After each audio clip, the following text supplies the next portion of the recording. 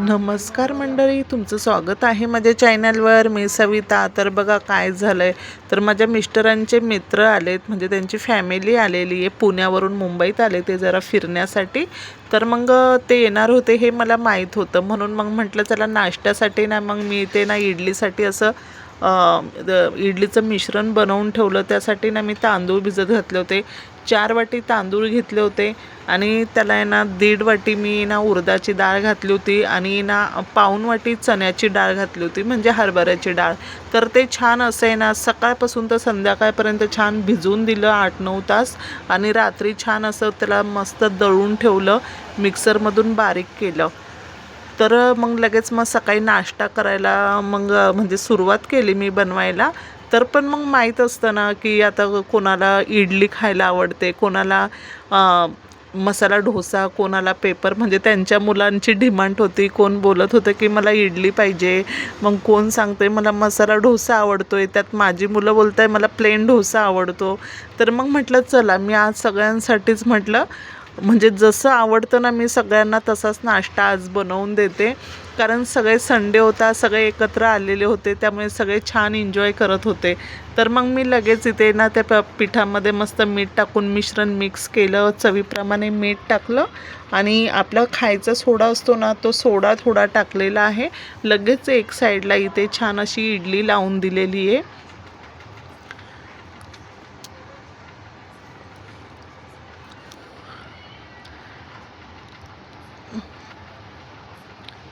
आता इथे इडली लावून दिली व्यवस्थित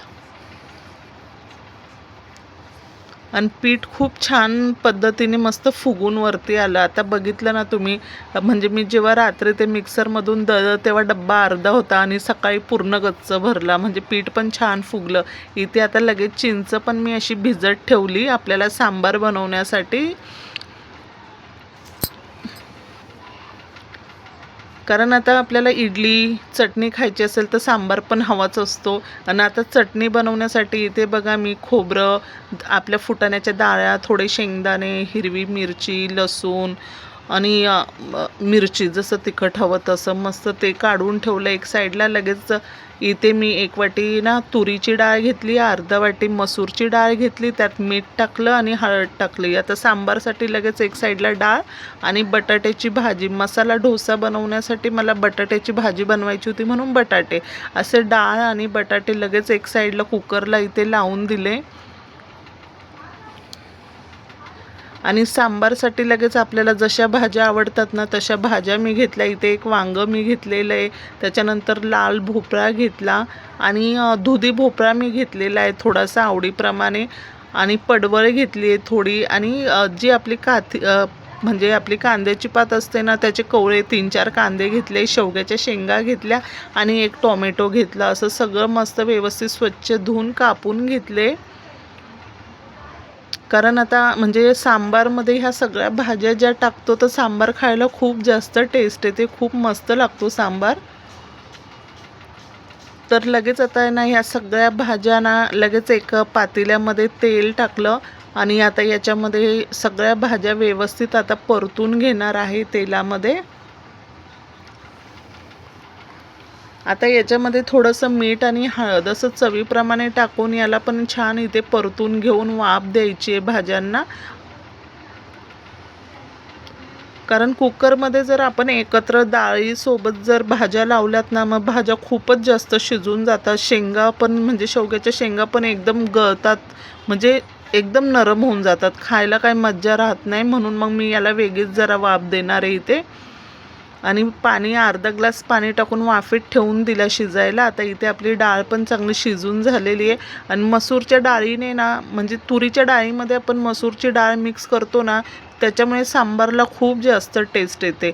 आता लगेच त्या भाज्या बघा इथे छान शिजल्या, मग ही डाळ त्यात मिक्स केली. आता इथे गूळ टाकला आहे मी चवीप्रमाणे आणि चिंच भिजवलेली होती ना ते चिंचचं पाणी असं चाळणीने छान गाळून टाकलं. आणि आता आपल्याला जेवढं सांबार हवं ना त्या पद्धतीने याच्यामध्ये आता मस्त गरम पाणी आपण थोडंसं टाकायचं. आणि एक साईडला लगेच पॅन ठेवला, त्याच्यामध्ये तेल टाकलंय इकडे सांबारला आता छान अशी उकळी आलेली आहे। आता उकळी आल्यानंतर इथे गॅस मी बारीक करणार आहे आणि आता तेलामध्ये ना इथे जिरे, मोहरी,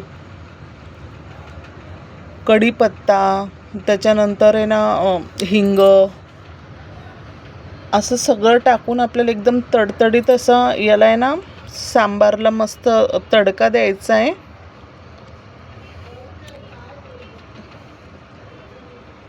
आणि आता इथे बोर मिरच्या पण मी अशा 2-3 टाकल्या याच्यामध्ये। आणि छान केवढा मोठा कढीपत्ता टाकायचा आणि स्लो गॅसवरच पहिले हा आहे ना छान तडका आहे ना मस्त होऊन द्यायचा। सगळं छान तडतडून द्यायचं स्लो गॅसवरती आधी, म्हणजे ते कसं जळत नाही आपला तडका, म्हणून स्लो गॅसवर सुरुवातीला होऊन द्यायचं। इथे सांबार मसाला, आपली घरातली लाल मसाला, परत त्याच्यानंतर काश्मीरी मिरची पावडर अर्धा चमचा, आणि धना जिरा पावडर थोडी अर्धा चमचा, असे सगळे मसाले छान घेतले। आणि आता छान गरम तेलामध्ये असं सगळे मसाले व्यवस्थित मिक्स करायचे आणि एवढा तडतडीत एकदम कडक असा तडका इथे आपल्याला सांबारला द्यायचा आहे। कारण हे सांबार ना मग एवढं टेस्टी लागतं खायला, काय सांगू तुम्हाला, एवढी भन्नाट टेस्ट येते ना। म्हणजे जसं आपण बाहेर हॉटेलमध्ये कसं कधी इडली सांबार खाल्ल्यावर कसं बाहेरचं लागतं हॉटेलचं, एकदम त्या टाईपमध्ये आपलं हे सांबार रेडी होणार आहे। आणि एवढं टेस्टी झालेलं ना, खरंच खूपच मस्त लागलं। आणि आता इथे छान उकळी आली ना, आता गॅस इथे ना मंद आचेवर ना आता 10 मिनटं स्लो गॅसवरती हे सांबार आपल्याला व्यवस्थित कढून घ्यायचं आहे। छान याला शिजवायचं मंद आचेवर। आता स्लो गॅसवरती याला ठेवून देऊया 10 मिनटं। बघा आता आपलं सांबार किती छान रेडी झालं आहे।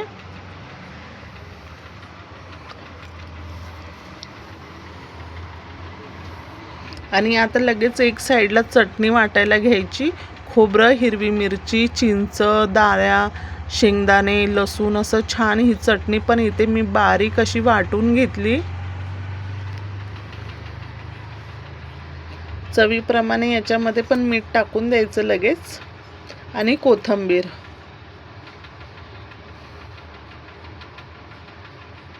अशी चटणी इथे बघा किती छान बारीक वाटून घेतलेली आहे। लगेच आता चटणीला पण आपल्याला तडका द्यायचा आहे, म्हणून परत पॅनमध्ये थोडंसं तेल टाकलं, जिरं मोहरीची फोडणी दिली, आणि थोडंसं उडदाची डाळ इथे मी अर्धा चमचा टाकलेली आहे फोडणीमध्ये चटणीला। आणि बोर मिरच्या टाकल्यात, थोडासा हिंग टाकलाय त्याच्यामध्ये। आणि आता इथे चटणीला सुद्धा एकदम चरचरीत असं आपल्याला तडका द्यायचा आहे। आता कढीपत्त्याची पानं पण मी इथे टाकले।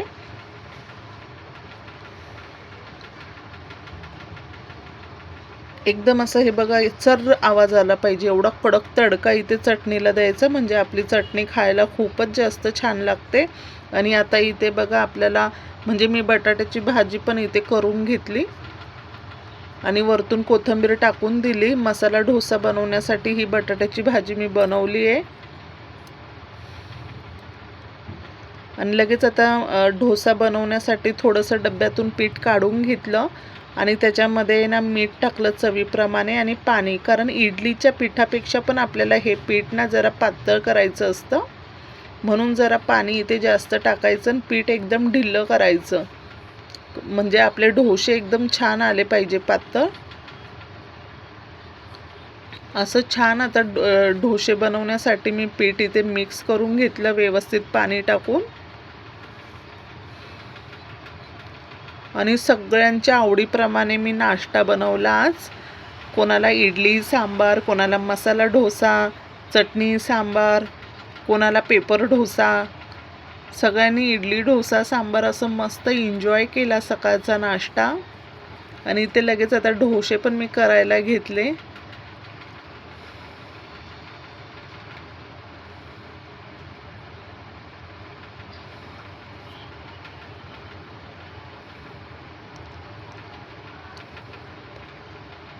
आता वरती अशी बटाट्याची भाजी मी इथे लावलेली आहे मसाला डोसा बनवण्यासाठी। आणि लगेच आता डोसा आपला छान कडक झाला, लगेच एक साईडने इथे घडी मारली, परत दुसऱ्या साईडने घडी मारली आणि मस्त त्याला कडक होऊन द्यायचं जरा।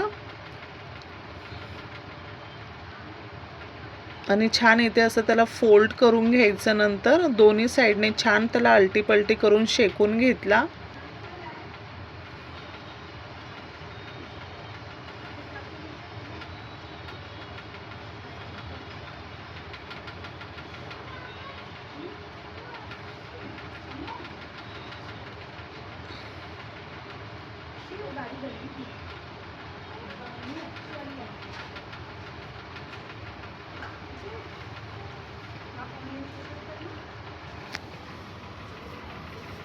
आता छान इथे हा पण तयार झालेला आहे। म्हणजे एकीकडे मी अशी बनवत होती आणि लगेच एकीकडे नाश्ता सगळ्यांना देत होती। इडली पण झालेली होती, मग लगेच काहींना इडली सांबार चटणी दिलं। आता काहींसाठी मसाला डोसा वगैरे सगळ्यांनी पोट भरून खूप छान नाश्ता केला। सगळे एकदम खुश झाले आणि सगळ्यांना नाश्ता खूप आवडला।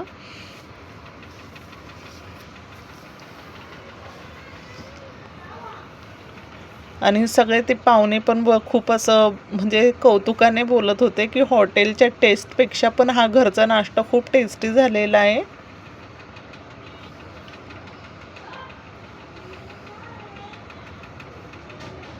बघा आता इथे छान आता आपला हा मसाला डोसा असा कडक झाला, दोन्ही साईडने छान शेकवला ना। आता आपण इथे काढून घ्यायचा आहे तो।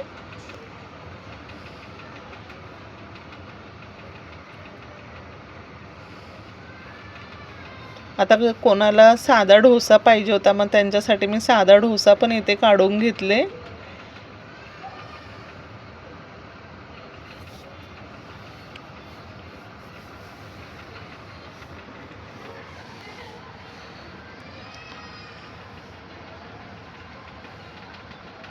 आणि कोणाला कडक हवे होते, कोणाला नरम हवे होते। सगळे सांगत होते आम्हाला कडक बनव, कोण सांगत होतं नरम बनव।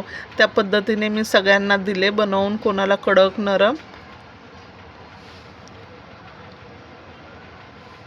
आणि आता नंतर मी पण इथे नाश्ता करायला घेतला। तुम्हाला व्हिडिओ आवडला असेल तर व्हिडिओला लाईक करा, चॅनलला सबस्क्राईब करा आणि इडली सांबार कसं झालं आहे हे नक्की मला कमेंट्समध्ये सांगा। इडली बघा आपली किती छान सॉफ्ट झाली आणि किती फुगली आहे बघा, टम्म फुगलेली आहे आणि एकदम सॉफ्ट झाली आहे।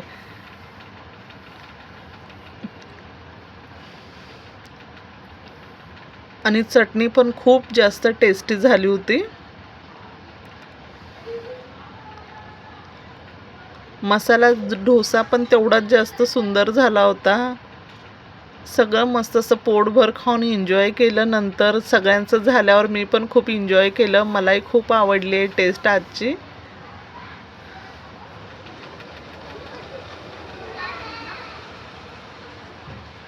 सांबार पण एवढं मस्त गोड आंबट लागत होतं ना, एकच नंबर टेस्ट सांबारची झालेली होती। चला मग बाय।